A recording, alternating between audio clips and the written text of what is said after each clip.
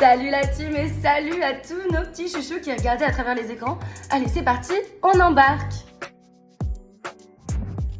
On démarre avec Bali. Oui, oulala, je vous entends. Ah, nanana, Bali, on connaît bien le cap. Mais là, c'est Bali comme vous ne l'avez jamais vu. Ok, je suis d'accord, Bali, c'est la carte postale par excellence. Les plages paradisiaques, les temples au-dessus de la mer, les couchers de soleil spécial TikTok. Ok, mais pourquoi? Et oui, pourquoi? C'est une île qui a fait le pari du tourisme dès les années 1970, quand l'Indonésie y construit son aéroport international. Ils voulaient effacer leurs dettes en fait. Depuis, Bali s'est transformé.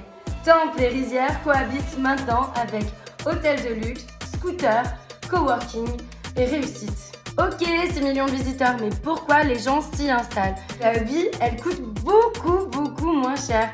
C'est un peu le luxe à mini prix, je vous explique. Tu veux manger au resto? T'en as pour 4 €. Tu veux faire 40 minutes de trajet et traverser l'île en bike? Ça te coûte même pas un bal. Forcément, quand t'es freelance, créateur ou coach, c'est le lieu de rêve. La vie douce, productivité, soleil, budget serré, le cadre instagrammable non-stop. En plus, Bali, c'est la vitrine du bien-être.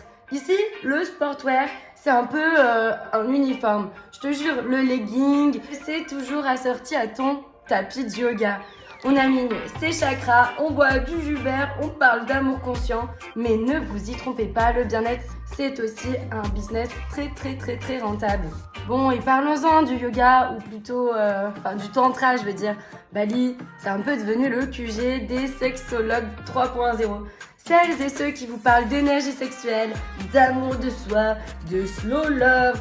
Bon, maintenant qu'on est sur le sujet, tu as forcément les influenceurs nomades, les coachs holistiques, mais tu as surtout les entrepreneurs très libres qui vivent d'OnlyFans, les contenus intimes et la sexualité consciente, où le corps n'est pas objet, où on monétise son image, son énergie, son désir, c'est frontal, assumé, réfléchi. Dans cette île où personne ne juge, ça devient même une forme d'émancipation économique. Alors, inspirant ou flippant, à vous de juger. Mais je voulais aussi vous parler de l'envers du décor. Et oui, car j'y suis allée, Bali, ce n'est pas qu'une carte postale. Derrière, il y a aussi les déchets accumulés, l'eau qui n'est pas traitée, les rizières faussement créées. Alors, le tourisme fait briller, mais parfois, il bousille. Et pourtant, on y retourne parce que Bali, ça reset ton corps, ton style, ton âme, même ton feed Instagram. Alors, entre pop culture et culture sacrée, invasion ou évasion, je vous laisse choisir. Mais en tout cas, Bali ne laisse personne indifférent. C'était Elisa et je vous retrouve pour une prochaine escale.